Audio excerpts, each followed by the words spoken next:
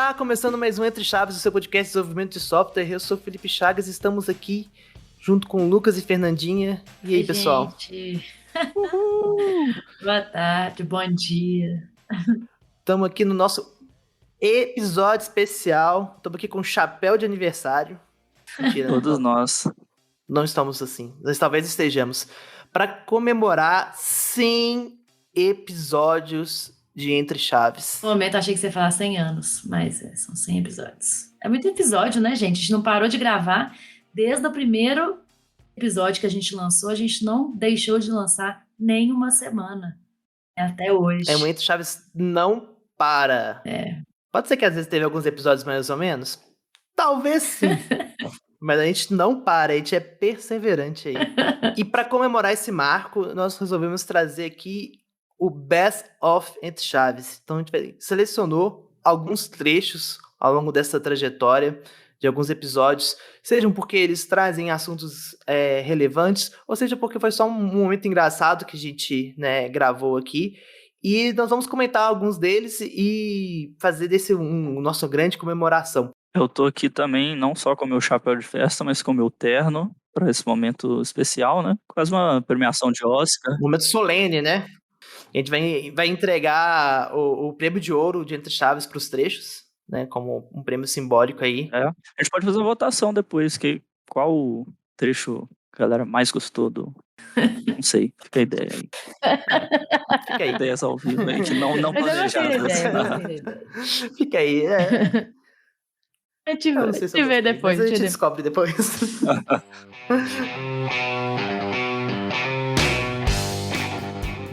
Sem mais delongas, vamos aqui começar o nosso primeiro trecho selecionado aí por um time de especialistas.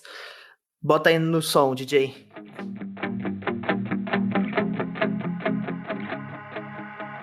Eu já operei 3 sistemas operacionais aí ao longo da minha vida como programador.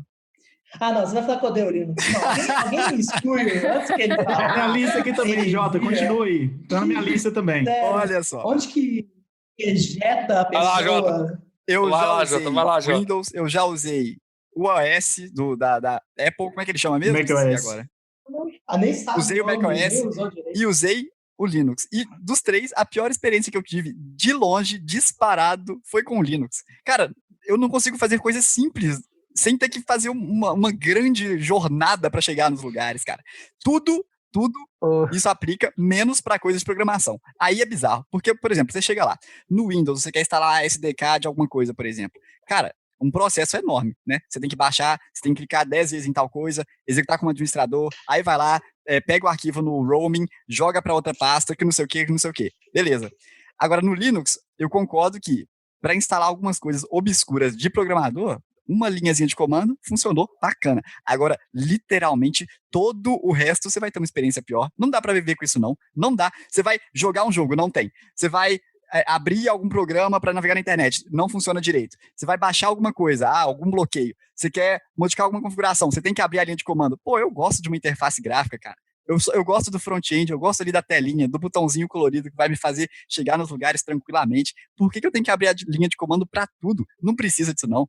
Mas, Jota, a maior justificativa que eu já ouvi é: mas é aberto, eu consigo fazer o que eu quiser. Mas quem é que falou que eu preciso fazer o que eu quiser, gente? Não preciso. Pois cara, eu não quero ficar eu não quero compilar o kernel do Linux toda noite. Eu quero jogar meu joguinho tranquilo. Não, vocês não vão ser mais complicados para esse podcast, não. Tem condição uma heresia dessa. Eu tô do lado desse aí também, viu? Eu também tô, viu?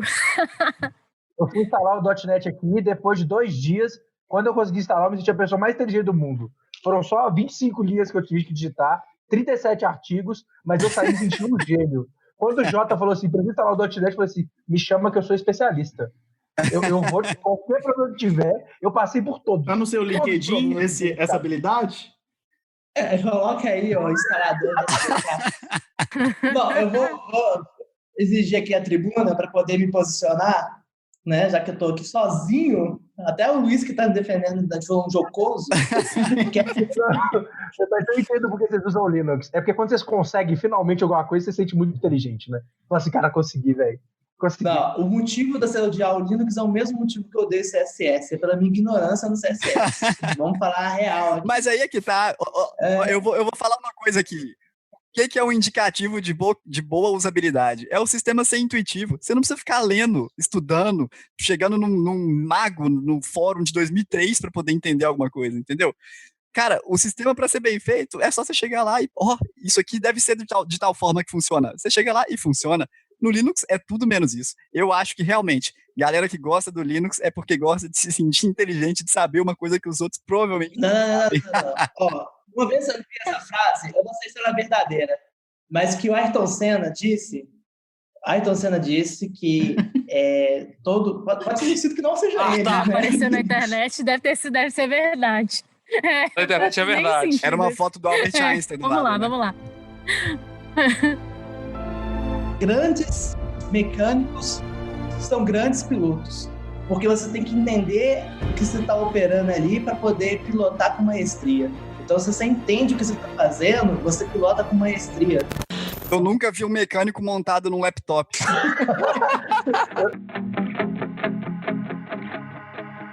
Eu não sabia que tinha essa musiquinha da fala, não. Gente, que música foi essa do nada? Maravilhoso. Ai, a música maravilhosa. É como se não bastasse irritar o Chagas uma vez e irritamos duas. Tem que irritar duas. Quem selecionou esse trecho? Deixa eu anotar aqui, ó. Você pode ver que o Jota não participa mais do Chaves, né? A fala não foi em vão. Mas eu achei, além de engraçado, muito legal os pontos que foram colocados, na verdade. Concordo até com o Jota. Concordo com o que você falou também, Chagas. Mas foi uma discussão legal, assim. E saudades, Jota. Obrigado pela parte que me toca. Eu coloquei meu ponto de vista nesse próprio episódio, né? Mas o meu, eu confesso que é mais por ignorância mesmo. Que eu não gosto do Linux, mas é por ignorância mesmo. Eu não uso. Mas teve um outro episódio que a gente falou sobre isso, que um computador da minha tia ela comprou, tinha Linux, coitada, ela não conseguiu mexer no computador. É a mesma coisa aí que o pessoal falou no episódio. Ela não conseguiu fazer nada, porque tinha Linux, né? Enfim, não é nada que o usuário comum está acostumado. O famoso depende, né? O Chagas ficou até mais quieto para comentar, porque... A gente vê que esse áudio, por exemplo, ele já está desatualizado, né? Porque, por exemplo, hoje em dia com o Proton você consegue jogar quase tudo no Linux. Com alguns asteriscos aí.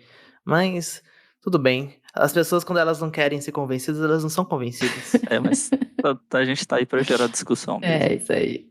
Vamos pro próximo trecho.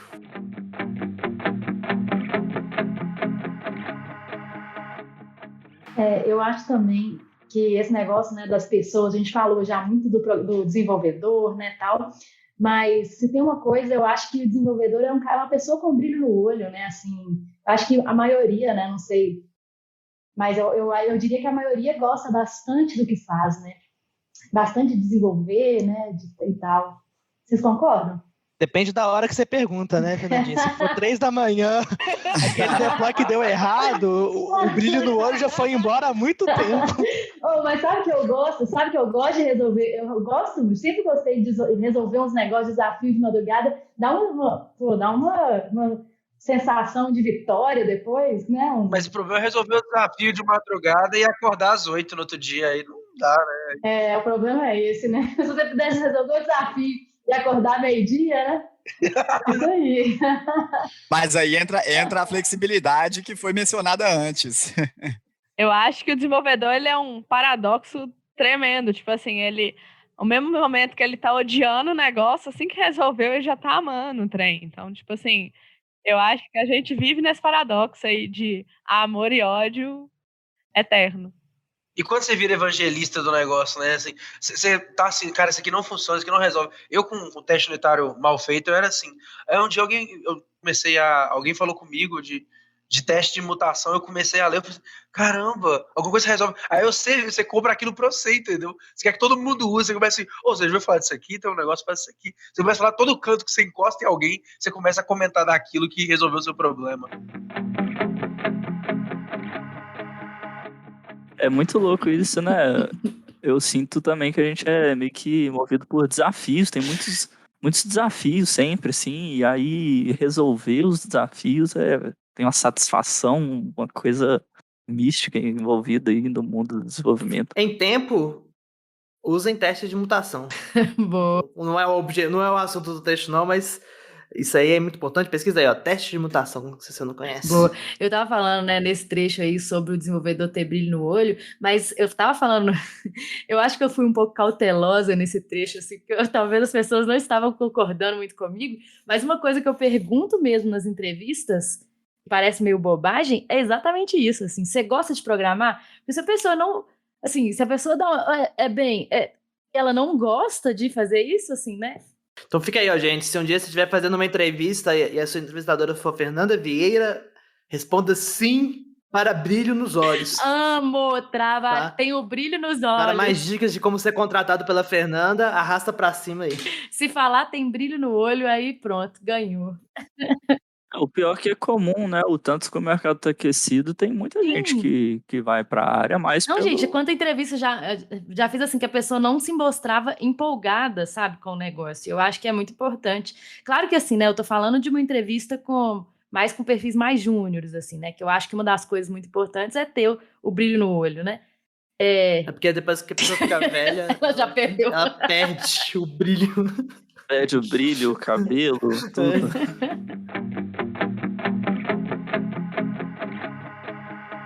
E, né, uma vez eu, junto com o Chagas, inclusive, trabalhávamos juntos na época. Aí, falei que o Chagas tinha know-how, falei. Tá presente. Eu não sei o que acontece, todo caso de problema eu tô envolvido, tem algum elemento em comum com isso. Olha só. Nós chegamos na empresa para poder trabalhar e tal, e lá você precisava se conectar numa VPN. E eu lembro que no dia anterior eu tinha descoberto que emojis gastam 2 caracteres. Então, se você digitar um emoji e pegar o comprimento da string representada por esse emoji, o comprimento dela varia. Pode ter 2 caracteres, pode ter até mais. E eu achei isso bem incrível. E aí, nesse dia, a VPN pediu para eu trocar minha senha de usuário, comportamento de segurança padrão, né? Trocar de tempos em tempos. E pensei com o Chagas, nossa, Chagas, será que se eu colocar um emoji, eu vou conseguir ter uma senha menor? Porque se eles contam com 2 caracteres, né? Eu vou conseguir ter uma senha menor. Botar só uma cara feliz, uma triste e uma com raiva aqui. E ele vai achar que eu tenho 6 dígitos, sei lá. E aí fiz isso. O que eu falei, Jota? Vamos lembrar desse momento. Não, o que você falou foi, meu Deus, que ideia sensacional, Jota. Eu acho que você tinha que fazer isso mesmo. É isso que você falou. Foi exatamente isso. Nossa, testa aí. Você falou exatamente assim. Beleza, funcionou, tranquilo. Salvei no LastPass a senha e por 45 dias isso funcionou perfeitamente. Passados 45 dias, chega o momento de novo de trocar a senha. E aí, a VPN já não me permitia mais entrar usando a senha antiga, né? Eu era obrigado a trocar. E o que aconteceu foi o seguinte. Quando eu chegava para conectar e tentava colocar a senha antiga, né, que no caso já usava os emojis, eu não conseguia, porque naquela época não existia botãozinho no Windows que exibe todo o menu de emojis. Você tinha que se conectar na internet, entrar no Emojipedia, tem uma listagem de todos os emojis, pesquisar o que você queria, copiar ele e colar no campo que você desejava. Só que sem internet não era possível fazer isso. E sem conectar na VPN eu não tinha internet. Então, o que aconteceu foi, eu perdi umas 4 horas de trabalho tentando abrir um chamado para alguém conseguir liberar minha senha, para eu poder não usar emojis, para eu conseguir, então, conectar na internet e conseguir trabalhar. Oh, nesse dia o Jota não tinha um 3G para ele dar uma roteada, não? Ah, ele deu uma valorizada aí na história, né? Para mais dicas de segurança aí de senhas com emojis, os melhores emojis para senhas 2022, arrasta para cima. Eu nunca usei senha com emoji, não. Fica aí a dica de não usar. Não use. São quando falam caracteres especiais, não são emojis, tá? É bom deixar claro, não mesmo. Não. Vamos lá, roda o próximo aí.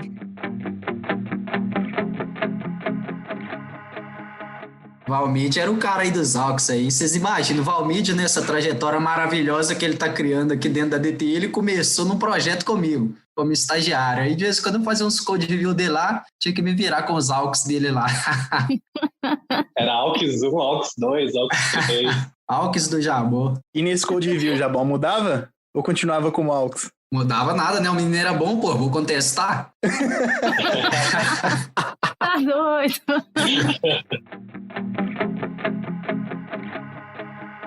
Ai, meu Deus. Mudava nada, o Jabó era uma figura, saudade do Jabó. Engraçado que a gente selecionou vários trechos, né, de coisas que a gente odeia e ama, né? Esses episódios foram bons. Foram bons. E AUX, sério mesmo, não dá, né, gente? AUX não dá, não. Então, né, gente, na revisão de código muda a merda do AUX, pelo amor de Deus.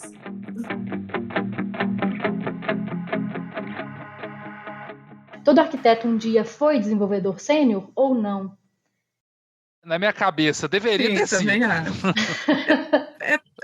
Porque não é que é topo de...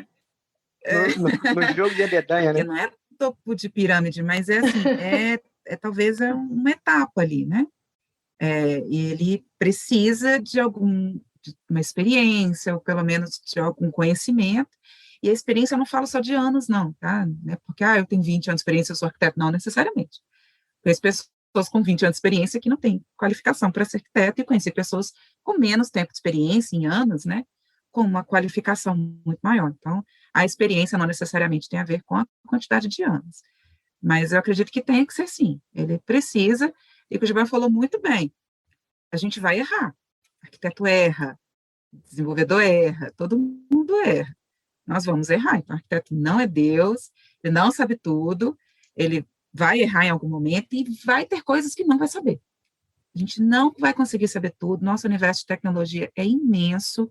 Se a gente tentar saber tudo em algum momento, a gente vai falhar, porque a gente vai ter conhecimento de um monte de coisa e ser especialista em nada. Porque, eu sei disso, um pouquinho de cada coisa, mas não é especialista em nada.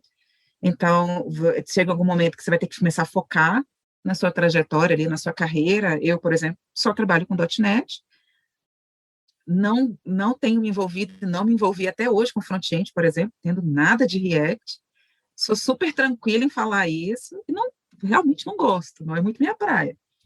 Mas é porque foi o que eu quis fazer para minha vida, quis me especializar muito mais nisso daqui, mas se algum momento eu achar que legal, quero gostar mais de front-end, quero ir para essa área, irei. Mas assim, a gente não tem que saber tudo, a gente não sabe tudo, mas para ser sim, para arquiteto tem que ser sênior, é a minha opinião aí, que não dá para ser menos que isso, não. Polêmica. .NET é lindo. .NET é lindo, só isso que eu tenho a dizer. Gibran concorda com a gente também, certeza. Eu gosto de .NET mais.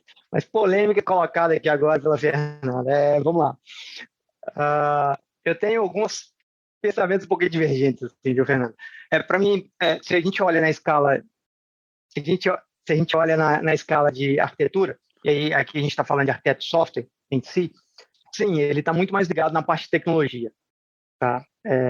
Sim, ele tem que, eu posso falar assim, ele tem que ter dentro do cinto de utilidades dele, passado por um monte de experiências que fez com que ele tivesse esse olhar diferente para diferentes tipos de projeto, né? Então, assim, ou de soluções. Então, ele passou por problemas de integração, ele passou por problemas de monolitos, ele passou por problemas de processamento distribuído, ele passou por problemas, às vezes, de um desenvolvimento de aplicativo móvel. Então, ele teve, entregando mais uma vez a idade aqui, então ele passou por desenvolvimentos lá atrás, quando a gente não tinha formas de integração arcaicas ainda, então processamentos batch e assim por diante, com altos volumes. Isso trouxe para essa pessoa, ou para esse conjunto de pessoas que estão ali naquele time agora, um conjunto de habilidades que os tornam aptos a enxergar o problema de diversos prismas e apontar um direcionamento, um caminho, isso em comum acordo. Por esse motivo, só por esse motivo, como eu acredito que arquiteto é coletivo, eu não vejo que é necessário que ele seja sênior, tá?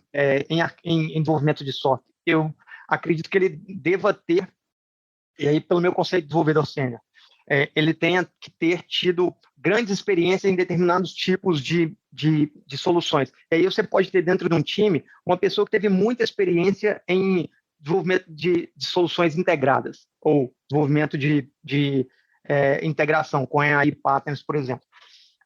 E aí, no mesmo time, você tem uma pessoa extremamente boa e competente em desenvolvimento, por exemplo, mobile.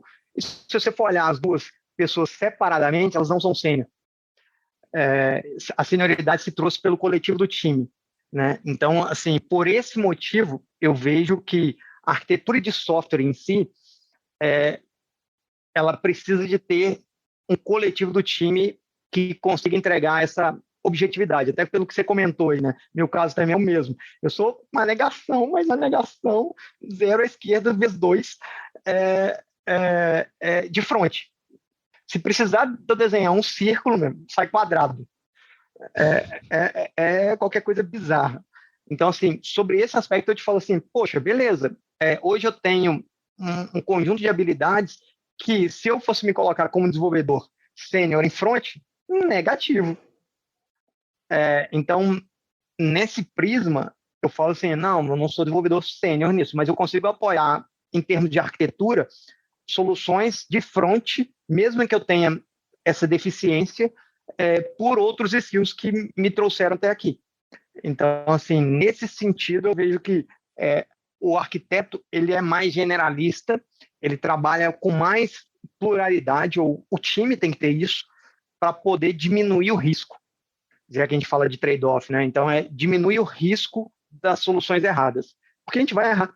A gente é ser humano, todos nós somos seres humanos, então a gente erra também.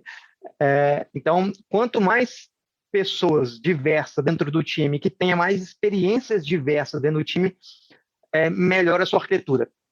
Né? Então, por esse motivo, eu vejo que a arquitetura está muito mais ligada nessa trajetória do que na especialização. Desenvolvedor, para mim, ele é muito mais especialista. Assim como você comentou, eu sou especialista em .NET. Hoje eu não sei mais, tá? Mas, então, sim, desenvolvedor sênior em .NET, ok, checked. Eu já fui um dia. Mas em outra área não, mas mesmo assim eu consigo permear em termos de arquitetura por outras áreas por causa do background.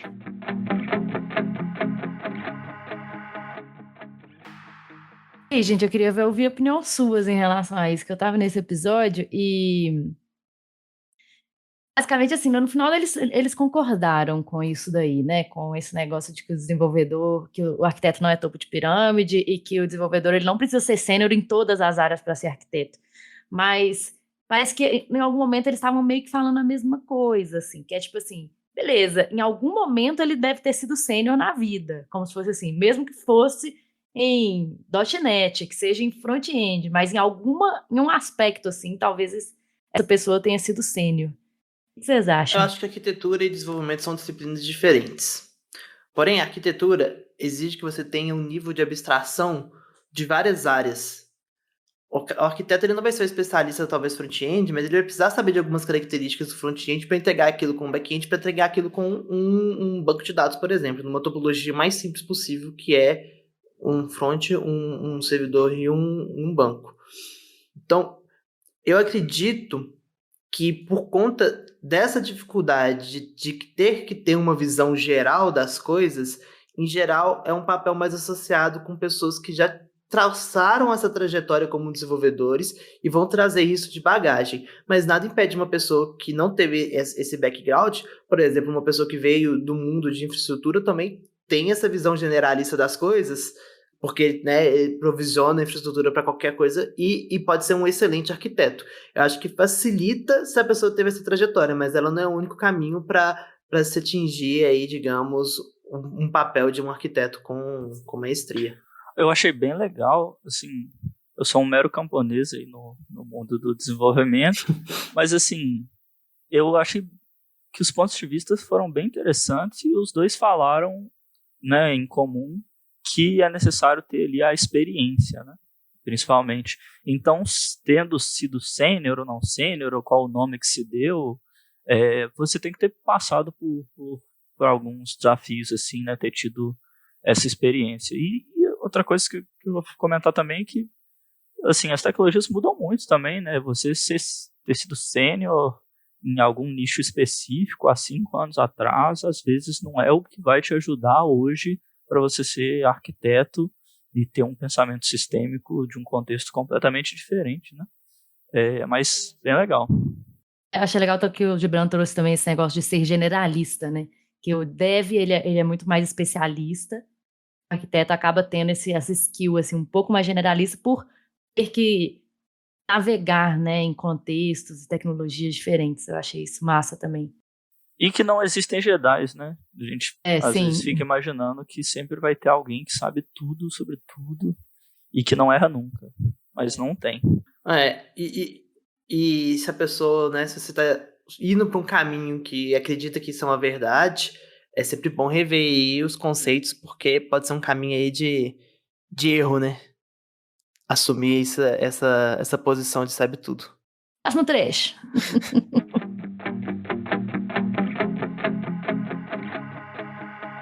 Os profissionais hoje em dia têm a necessidade de ser um pouco generalista para entender como é que funciona o trabalho em equipe, propriamente dito, que hoje a gente cada vez mais está lidando com outros tipos de profissionais no dia a dia, e se a gente não entender um pouquinho do todo, a gente não consegue trabalhar de forma integrada tão bem. Assim, eu acho que a questão da especialização, ela vem sim como uma oportunidade de mercado, assim, de crescimento profissional muitas vezes, mas não necessariamente ela é o único caminho, assim. Então, por exemplo, hoje existe uma discussão muito assim de, por exemplo, sei lá, um profissional focado em fazer, por exemplo, pesquisa na área de design, por exemplo, ter um reconhecimento maior sobre um profissional que está focado em fazer, sei lá, a parte de prototipação visual. Mas aí, assim, o trabalho como um todo, o resultado, o valor do trabalho só é gerado utilizando tipo, os dois profissionais, querendo ou não. Então, assim, são, de certa forma, complementares. Então, assim, uma das minhas maiores questões em relação à especialização, muitas vezes, é que a gente coloca a especialização como um segundo patamar de evolução profissional e, assim, muitas vezes não levando necessariamente em consideração o que os profissionais estão buscando. Então, assim, tem profissionais que querem seguir uma carreira mais generalista. E aí, muitas vezes, a gente, por cultura mercadológica mesmo, a pessoa acaba deixando de fazer coisas que ela gosta de fazer no dia a dia para focar em fazer alguma coisa que talvez é só parte do processo ou parte do que ela gosta de fazer, mas não necessariamente é tudo que ela gosta de fazer. Uma outra reflexão que eu tenho sobre esse assunto também, que eu observo até mais na geração mais suas aí, que são um pouco mais velhos que você, às vezes um anseio, às vezes talvez seja pelo que o Enoch falou ali, dessa influência de mercado, tender a querer seguir trajetórias mais especializadas muito no início, assim, da sua carreira, da sua idade. Tipo assim, a gente acaba descobrindo ao longo da vida as coisas que a gente gosta, muito experimentando. Então, assim, não tem nem condição de você já criar uma imagem, tipo assim, não, eu gosto exatamente disso, sabe? Parece assim, se eu fosse orientar minhas filhas, né? Eu orientaria para que elas, no mínimo, se elas fossem querer se especializar, pelo menos elas meio que, primeiro, tivessem um repertório um pouco maior, tendo vários tipos de experiência, né? Eu lembro, assim, dar um exemplo bem concreto, assim, né? Eu fiz engenharia, né? Eu acho que alguns aqui fizeram, não sei se o Chagas fez, a Fernandinha acho que fez também. Mas, por exemplo, na engenharia você pode falar assim, mas o que você usa da engenharia? Eu uso um repertório que eu aprendi lá de modelos mentais, de forma de pensar, entendeu?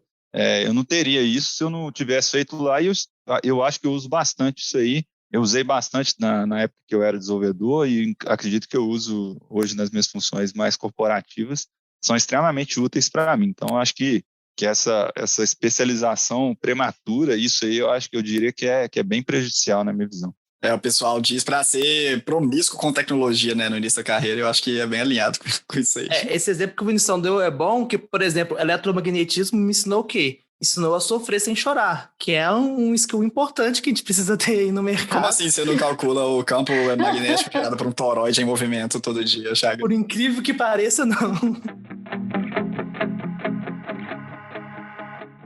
Nada a acrescentar a esse trecho. Pô, essas piadas eram boas, hein, Chagas? Como assim? Elas foram piorando ao longo do tempo? Próximo trecho, não, brincadeira.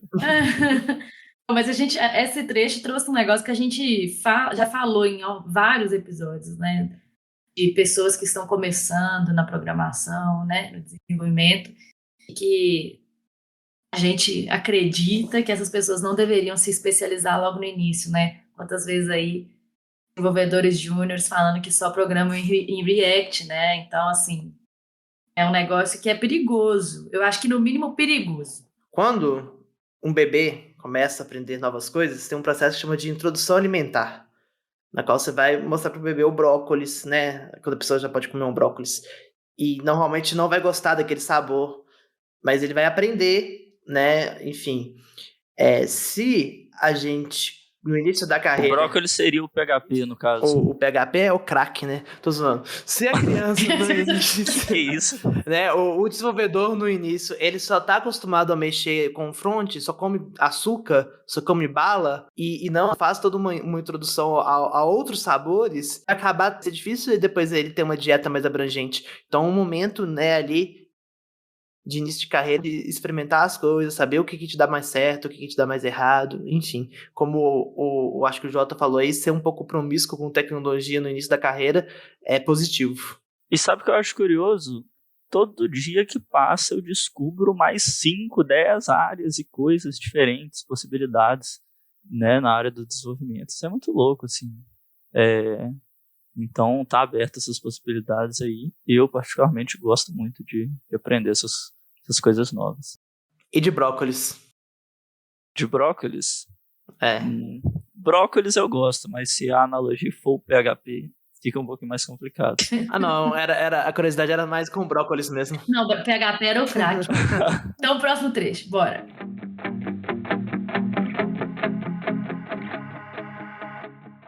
E aí é um caso recente até que estava ocorrendo nas redes e que se encaixaria nessa taxonomia que o Tarcísio apresenta de microinvalidação e também de microinsulto. Foi um teste na plataforma do Instagram que algumas influencers estavam fazendo.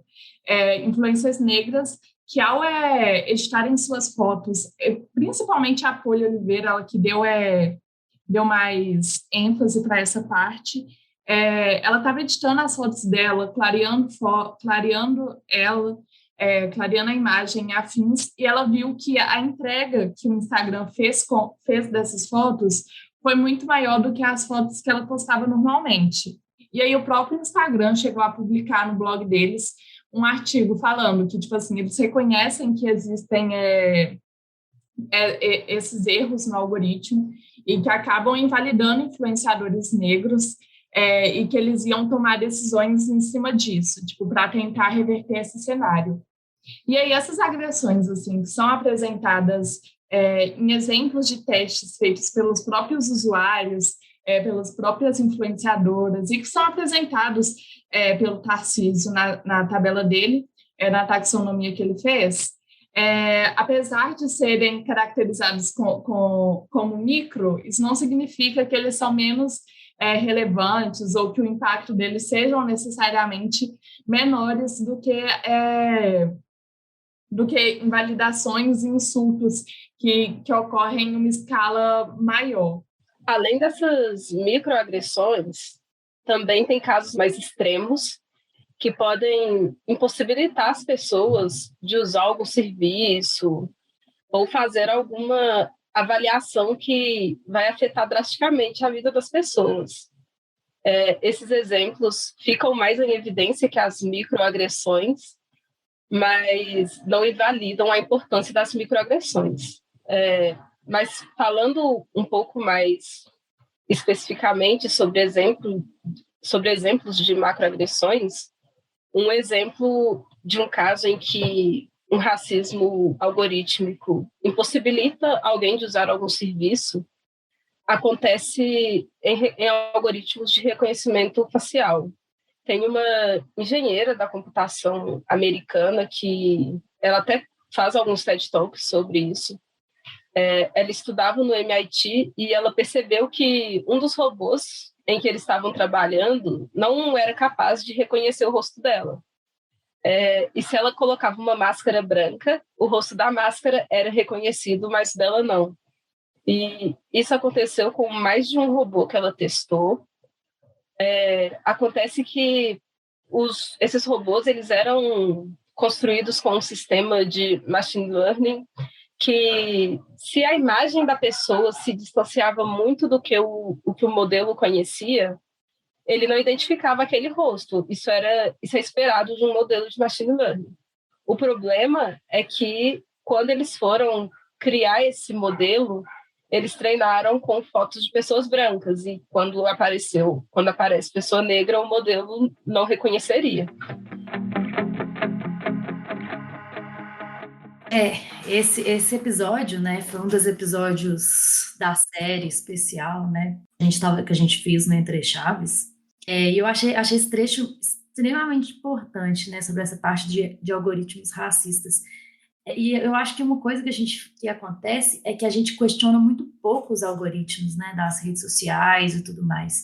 A gente fez uma menção para esse episódio, no episódio de Dilema das Redes, né, nessa parte de algoritmos racistas, exatamente porque no documentário do Dilema das Redes, ele fala muito sobre tecnologia que também nos conecta, também nos controla, né? E tem uma parte bem grande em relação a isso, de discriminação de algoritmos. E realmente, assim, né, os algoritmos são treinados, como as meninas falaram no episódio, de uma forma que não é inclusiva, né? E às vezes teve um vídeo que fala lá no Dilema das Redes, ele acaba ditando o futuro, né? Mais do que prevendo o futuro. Esses algoritmos preditivos, eles acabam ditando o futuro também, porque eles conservam padrões que já existem hoje e que a gente acaba repetindo, né? Talvez por não questionar tanto esses algoritmos.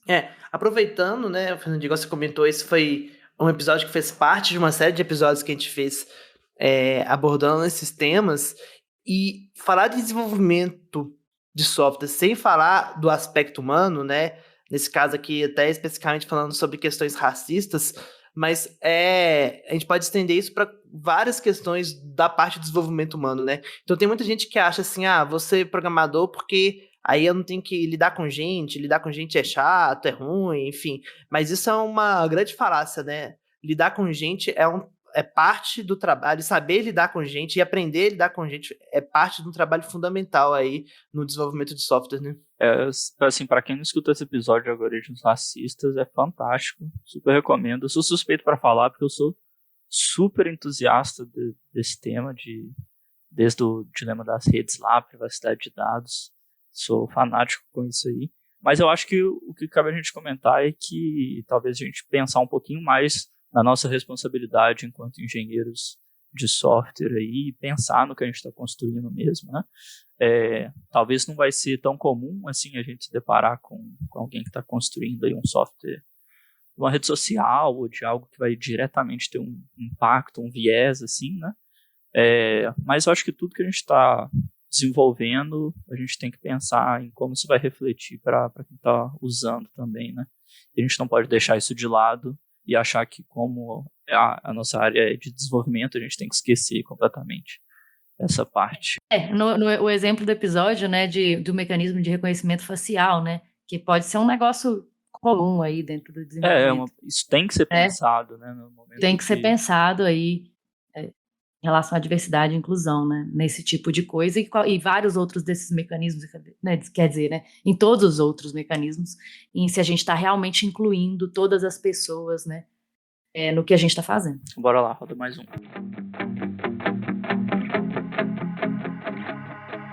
Não, eu tenho que explicar duas coisas. Essa daqui não tem nem por onde correr. Gente, entenda, open source é o quê? É um monte de ceramoninho que decidiu fazer parte do projeto. É disponível para qualquer pessoa fazer. A minha mãe, se ela abrir o computador e quiser fazer ali alguma coisa, ela faz. Não tem problema nenhum com relação a isso. O grande problema está ali. As issues são abertas às vezes. Não estou conseguindo colocar o text aqui e tal. Como é que eu faço? Não estou conseguindo instalar o Flutter aqui. Como é que eu faço?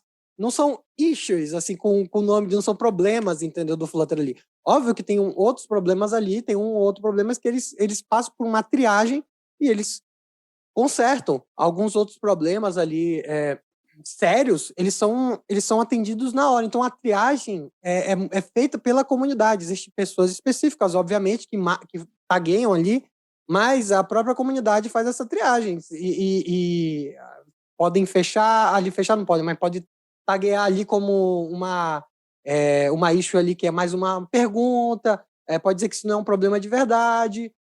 Só que aí é que tá. Imagina só, você abre qualquer uma besteira dessa aqui lá no GitHub do Flutter, e aí vem alguma coisa ali e fecha. Alguém vai lá e fecha, porque viram que é inútil. O que as pessoas vão falar? As pessoas vão dizer, Nossa, tá vendo só? Abrir lá uma issue e eles não fecham lá. Eles fecharam lá na hora ali. Eles estão com raiva de mim, tá vendo? Eles têm inveja de... Juro, vou contar uma história pra vocês aqui.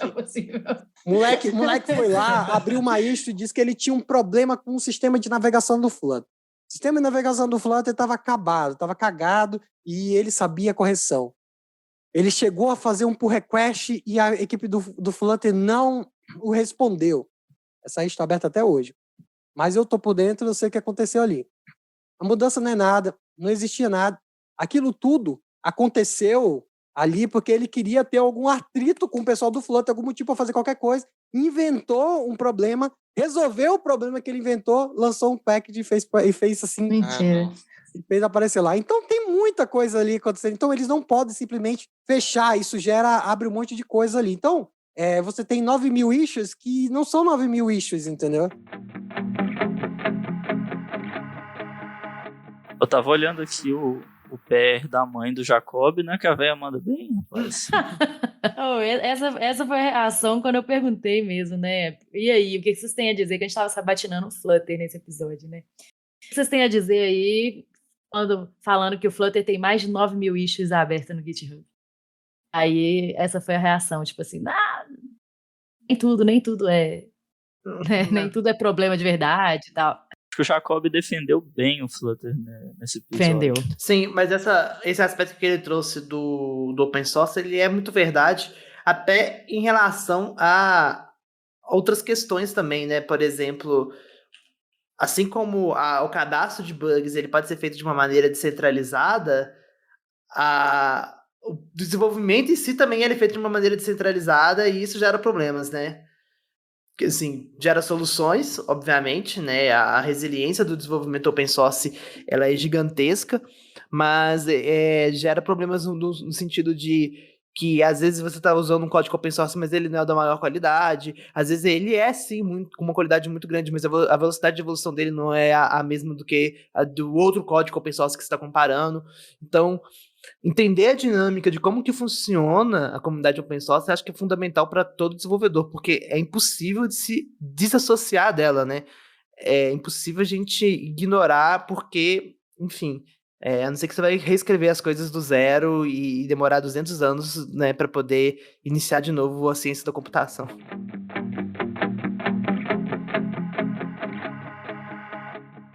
O Linux tem essa questão aí de dificuldade de entrada, né? A porta de entrada dele é meio obscura, assim. Acho que para muito usuário que, eu quero começar a ligar um computador e usar, assim, o Linux acaba... Você tem que ter um estudo prévio, conhecimento prévio, tem que começar a mexer, né? Eu acho que já foi mais, Gabi. Eu acho que já foi mais, assim. E talvez, hoje em dia, a porta de entrada ela ainda é meio obtusa, muito mais por preconceito do que por realmente ser obtusa. Óbvio, tem distros e distros, né? Você vai pegar aí e compilar. Mas até o Arch hoje em dia, mas enfim, não vou ser tão Linux fanboy, não. Mas eu acho que hoje em dia a porta ela não é tão obscura quanto já foi antigamente. Tem essa questão, né? Você tem que descobrir, procurar qual é o melhor sistema operacional distro aí do Linux, pra você começar a usar e vai encaixar melhor assim. Acho que quando você fala Linux, Windows, o OS, macOS e Windows é bem mais direto ao ponto, vamos falar assim. Não, concordo. Eles são muito mais user-friendly, né? Esse ponto aí tem um caso bem interessante. Tem um canal que eu assisto no YouTube que chama Linus Tech Tips. Não é do criador do Linux, não, é outro Linus. Mas esses caras estão fazendo... Como a Steam vai lançar o Steam Deck, que vai ser baseado em Linux e não em Windows, para jogar... Eles começaram a fazer uma série para jogar, como é que seria jogar no Linux hoje em dia, né? E eles estão colocando o sistema deles dia a dia para ser o Linux. E eles eram muito baseados em Windows mesmo. E, tipo assim, uma das questões que eles colocaram tipo assim, exatamente a porta de entrada. Que distribuição que eu escolho? E é muito complicado, realmente, se você for pensar. Inclusive, se você pesquisar no Google isso, vai te dar uns resultados tão nada a ver. Cada um tem seu favorito, né? Parece artigo que foi escrito no BuzzFeed, sabe? Tipo, top 10 distros para você escolher. E não é bem assim. Faça um teste e escolha qual a distro que vai encaixar melhor no seu perfil. Você gosta de batata cozida ou frita? Ah, ok, então esse aqui é a sua distro. E mesmo se você perguntar no Reddit, por exemplo, qual que é a disposição que eu devo escolher? O pessoal vai te fritar tanto ali por causa que, escolhe o Arch Linux, escolhe o Ubuntu porque é mais fácil, escolhe Mint. Tipo assim, não tem, na comunidade não existe um consenso de qual distribuição escolhi. E eu fui privilegiado nisso. Tipo assim, como um colega meu já usava a distribuição que eu comecei a utilizar, eu simplesmente me aventurei ali mesmo. Eu tive ajuda, então, um pouquinho assim, mas eu sou meio lobo solitário, então muitas das coisas eu fui aprendendo sozinho mesmo e ali me virando.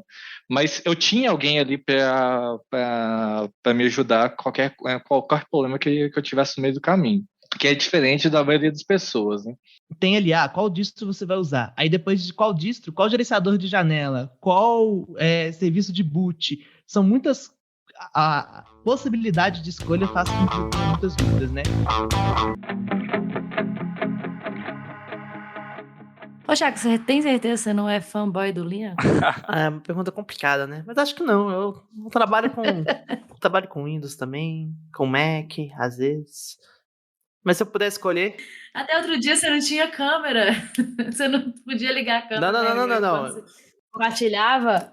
Por causa do Linux? Não, Fernanda, você tá dizendo fake news aqui, ó, ao vivo no Entre Chaves. Ao vivaço? O que acontecia é que o Microsoft Teams para Linux é extremamente mal feito, e aí ele não permitia que eu pudesse colocar fundos na minha câmera. Não é nada do Linux, era o Teams. Só que o Linux é um sistema tão bom no qual eu consegui criar uma câmera virtual e manualmente adicionar o fundo e usar essa câmera virtual no Teams. Porque o Linux me permite sobrepor o quão mal feito é o Teams no Linux. Então a verdade é essa. O Linux é a terra dos artistas, então você fez uma coisa mais artesanal. Exatamente, e com mais liberdade, né? Eu posso mudar meu fundo dinamicamente, consigo colocar GIF, né? Eu tenho hoje uma experiência melhor. Tá bom, a experiência não é melhor não, mas eu consigo ter recursos melhores do que o do Teams nativo. Outro dia, então aquele gifzinho, não era um gif, né? Sei lá, aquela imagenzinha que você colocou... Na frente. Tava na sua frente, então foi por causa Foi por conta disso. Você já viu, né, Champanhe? A Chagas tem isso lá no Teams. Ele não tá vendo a gente, né? Ele tem uma imagem que fica na frente dele, não é um fundo de tela, né? Tipo, é uma imagem que fica na frente. E isso não entrou como argumento a favor do Linux em nenhum dos episódios? Eu sou uma pessoa humilde, pode não parecer, aí eu não quis... É um negócio recente que ele acabou de conseguir fazer, entendeu? Não quis desbalancear eu não argumentação. Quis, sabe, deixar na cara, assim, exatamente. Code review é um momento que a pessoa desenvolvedora, ela junto ali com outra pessoa, de preferência, faz a revisão do código que ela fez antes de testar, preferencialmente em alguns lugares, né? Mas com certeza antes de entrar em produção. Então, revisar e ver algumas boas práticas, né? Se o código está com uma nomenclatura ok, se ele está escrito de forma correta, se não tem nenhuma lógica confusa que poderia melhorar. Então, é o momento da gente colocar o chinelinho da humildade e rever possíveis erros de sintaxe e de lógica que a gente pode ter feito no nosso código. Eu vejo que o Code Review está muito voltado para essa questão do... Bom, deixa eu ver o que eu fiz. Mas não deixa eu ver o que eu fiz pedindo a opinião do coleguinha, vamos dizer assim, né? Pedindo a opinião de outras pessoas. Olha o que eu fiz. E o que você acha que eu fiz? Eu vejo muito que a revisão do código é esse momento de realmente parar um pouquinho, de pensar em construção e pensar em contemplação do que foi feito.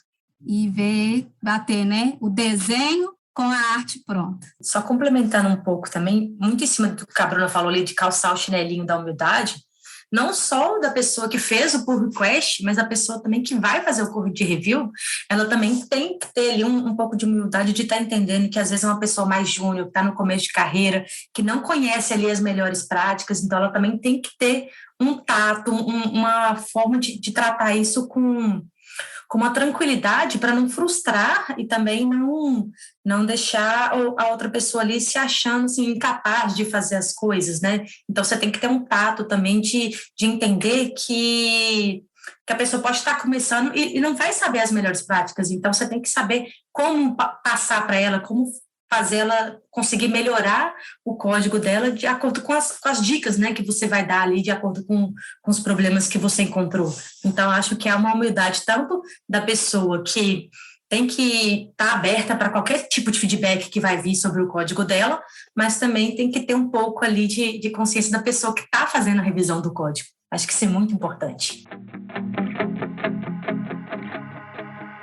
Eu gostei muito da definição que a Lorena deu nesse episódio de Code Review em relação a esse negócio de ser uma contemplação do código, depois a comparação entre o desenho e a arte pronta. Gostei muito dessa definição, né? Apesar de que ela ainda não fala muito sobre, falo antes, né? Em relação a correção de coisas, né? E aprendizado e tudo mais. Mas eu gostei muito dessa definição.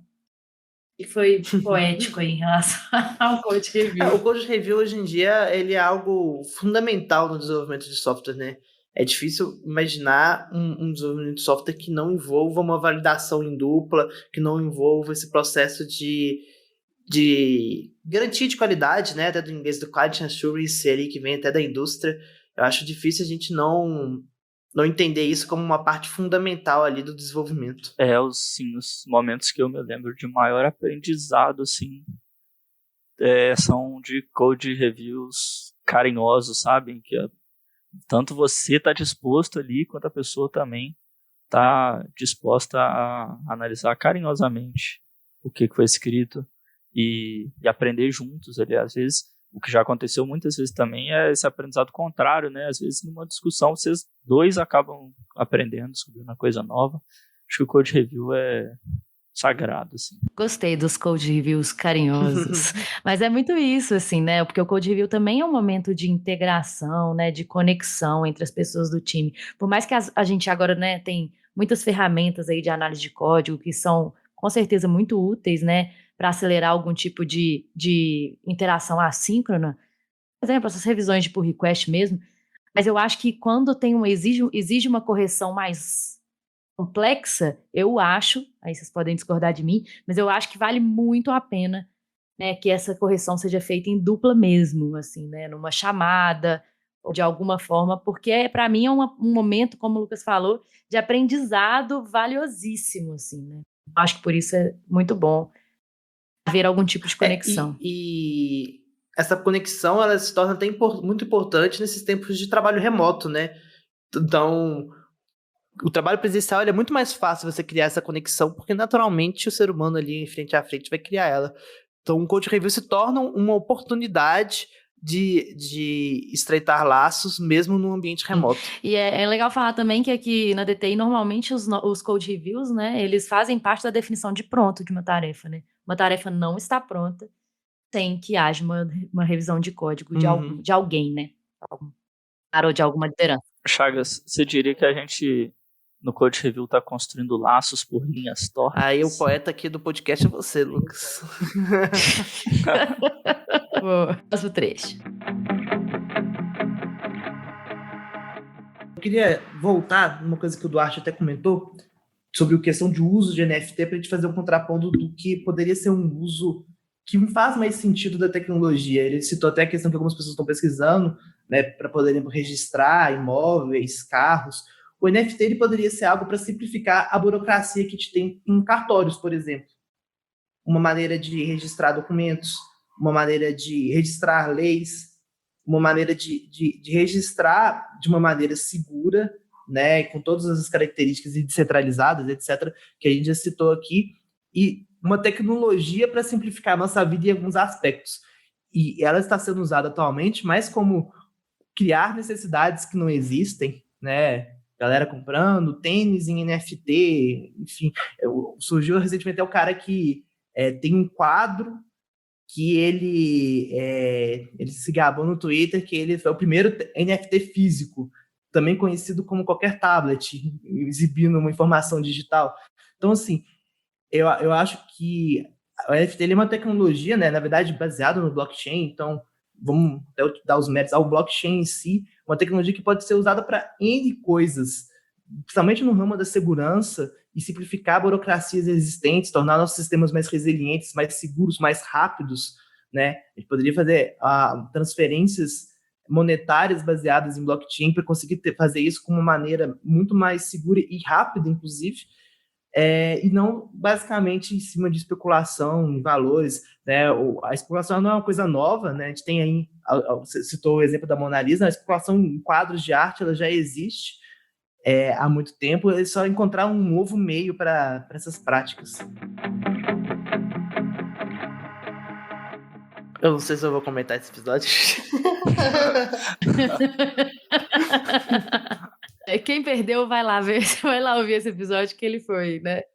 Tem que sustentar opiniões quentes aí sobre NFT, né? Sobre ser uma bolha ou não ser uma bolha. Eu acho que volta, a questão da NFT volta ao que eu disse comentando no trecho anterior, que não dá para desassociar a tecnologia de pessoas e do uso que as pessoas dão para a tecnologia. Então, eu acho que isso tem que ser levado em consideração. Você não pode analisar a tecnologia pela tecnologia puramente. Mas que tem muita gente ganhando muito dinheiro com NFT, isso tem, né? Tem. E se você que tá ouvindo não sabe até hoje o que é NFT, já passou da hora. Com tráfico de drogas, também tem muita gente ganhando dinheiro. A inteligência artificial está tentando flertar comigo, eu juro. Ai. É verdade esse bilhete. Então, saiu uma notícia recentemente com uma pesquisa e um vídeo demonstrando aí um grande ganho no desenvolvimento de vozes geradas por inteligência artificial que conseguem captar muito bem as emoções humanas, né? Inclusive, uma das coisas que eles falam é que quanto maior a emoção, mais fácil é de capturar, né? Então, com isso, eles fizeram um videozinho que é até bem interessante, em que tem uma voz tentando flertar com você. E aí, quando você cai no papo dela, no final eles revelam que essa voz foi inteiramente construída por inteligência artificial. Quem fez essa pesquisa e essas vozes geradas com emoções foi a empresa Sonantic, e eles se basearam muito naquele filme Her, de 2013, né? E é assustador pensar que nós chegamos já nesse futuro.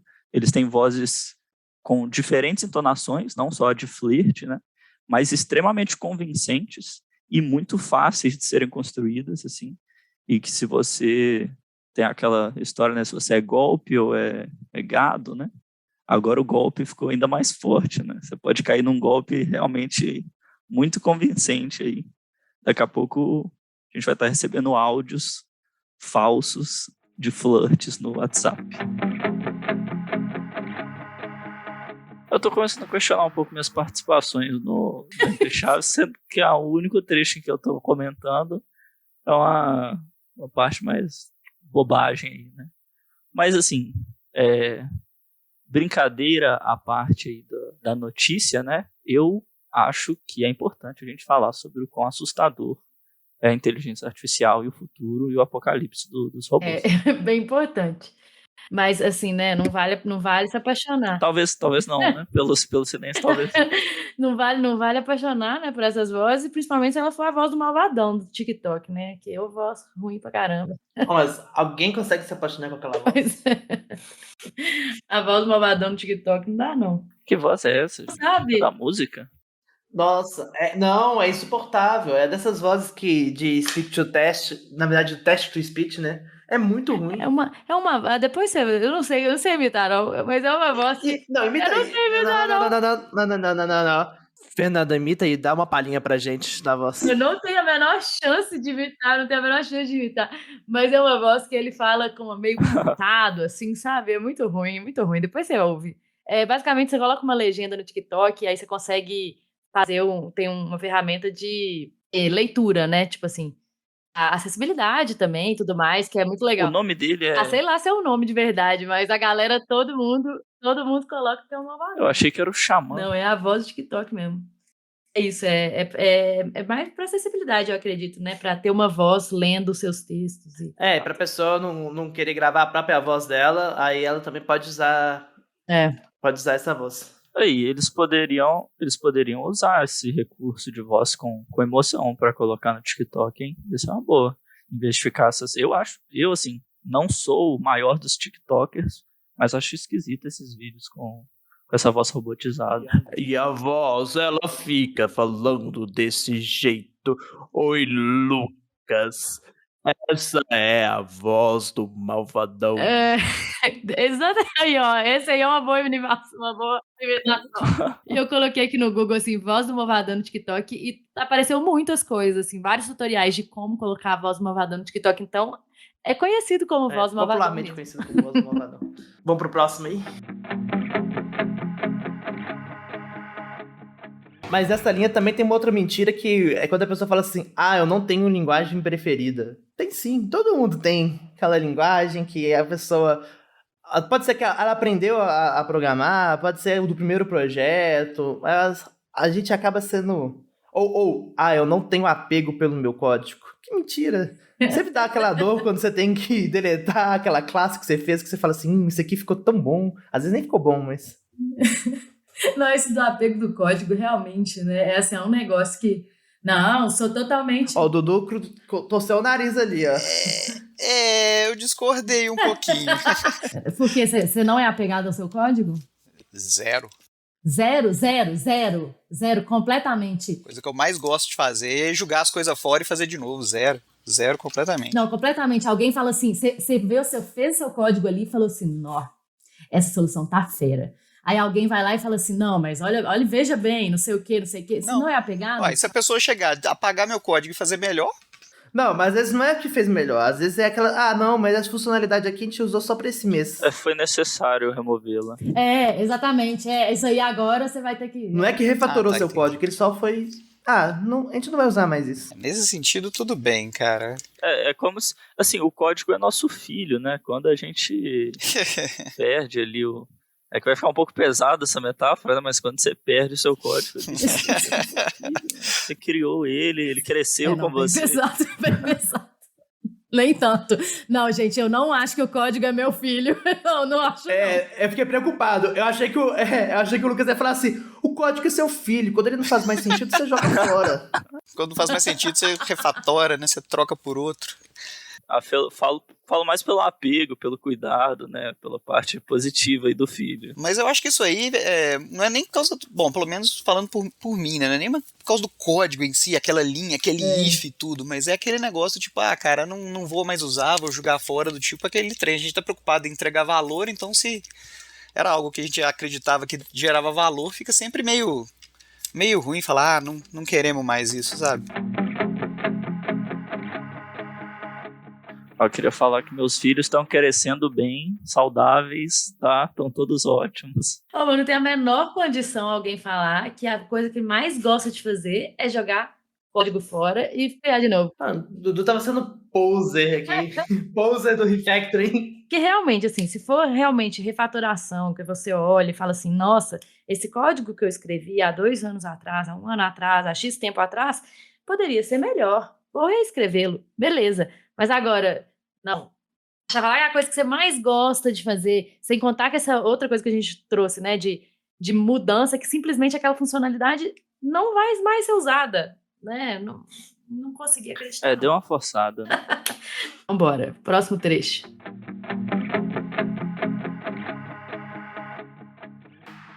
Pra mim, foda-se o nome que você vai dar pro papel, entendeu? Mas foda-se que o papel faça. Você quer chamar de Product Owner, Product Manager, Product King, Product qualquer coisa, chama de qualquer coisa.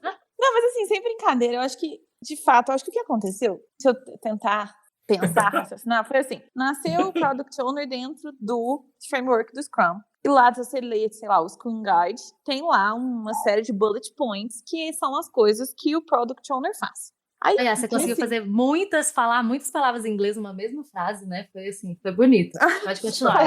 Olha. Perdão. O episódio daqui pra frente vai ser em inglês, vamos lá. Boa. Desculpa. No guia do Scrum vai ter uma lista Alguns de coisas, itens. Não, mas olha que curioso, né? Tá, beleza. Saiu o guia do Scrum falando o que esse papel do Product Owner faz. Beleza, saiu uma lista lá de coisas. E aí, ao mesmo tempo, em paralelo, estava rolando um boom de empresas digitais nascendo e empresas de produto digital nascendo. Essas empresas de produto digital, eu entendo que elas não se inspiraram necessariamente no Scrum como método de surgimento delas, e elas acabaram criando esse papel que aí elas denominaram de Product Managers. E aí, quando elas foram fazer, tipo assim, a mesma lista de atribuições, eu sinto que o que aconteceu no mercado é que parece que a atribuição Product Manager é mais ampla no sentido de definição de estratégia, e a definição do Product Owner do Scrum, uma pegada mais operacional de gestão de backlog. E aí, talvez foi onde rolou essa confusão, esse demérito, parece, do Product Owner em relação ao Product Manager, que eu acho que é muito ruim, imagina, para as pessoas que estão ouvindo e talvez tenham esse cargo de PO, falar assim, vai acabar com a minha função? Como assim? Pera lá, isso é importante também. Enfim, filosofando. Sobre esse episódio, sobre esse trecho, tem um comentário que a gente tem que chamar mais a Yas para nossos episódios, né? Sim, a Yas é muito boa. Eu gostei bastante desse trecho, não só aplicado ao contexto que ela falou de PO, mas da gente pensar, às vezes, em algumas coisas, mais nos objetivos que a gente quer alcançar, do que nos nomes que a gente vai dar para os papéis, para os processos, para as coisas, para os ritos, né? Eu acho que o mais importante é alcançar os objetivos, independente do nome que você vai dar para o que você está fazendo. E isso serve para vários. Aí ela tá falando questão, né, do cargo, do PO, etc. Mas funciona até. Isso aqui é serverless ou não é serverless? Beleza. Qual que é o objetivo? O que você queria? Você não queria um negócio aqui desacoplado? Enfim, às vezes a gente fica se apegando a detalhes, e sendo que o mundo real ele é muito mais pragmático, né? Ou até mesmo um rito, por exemplo, vamos fazer uma planning, mas a gente também vai fazer um grooming, um refinamento, ou, não sei, um rito adicional, que a gente vai chamar de check, master, sei lá. Eu acho que tem tudo a ver com o princípio, né? Tipo assim, se a gente sabe extrair bem o princípio das coisas, né, do porquê que aquilo ali é daquele jeito, aí se a gente faz de A, B ou C, tanto faz, né? A gente tá respeitando o princípio daquilo ali, faz todo sentido. E é isso aí, bora pra frente. Então, com isso, a gente encerra aqui a nossa grande festa dentro de Chaves, a gente tira o nosso chapéu de aniversário, aquele docinho de coco enrolado naquele papel crepom gostoso, né? Já acabou, assim como o bolo. Eu já peguei 2 pratinhos, coloquei os docinhos dentro e tô levando pra cá. Eu levei no copo, né? Não sei de onde foi o pratinho. Não, na verdade você coloca os docinhos no copo e você coloca o pratinho em cima do copo. Exatamente. Para evitar que os doces caiam no trajeto. Perfeito. Tem a estratégia também do pratinho embaixo, bolo e pratinho em cima, né? Tampando, fazendo aquela... Exatamente. E aí você coloca o quê? Um copo em cima do prato. Preferencialmente cheio de bala de coco lá embolada no papel crepom. Para mais dicas de como levar doces do buffet infantil. Até mais então, gente. Até a próxima. Tchau. Tchau. Até o 200.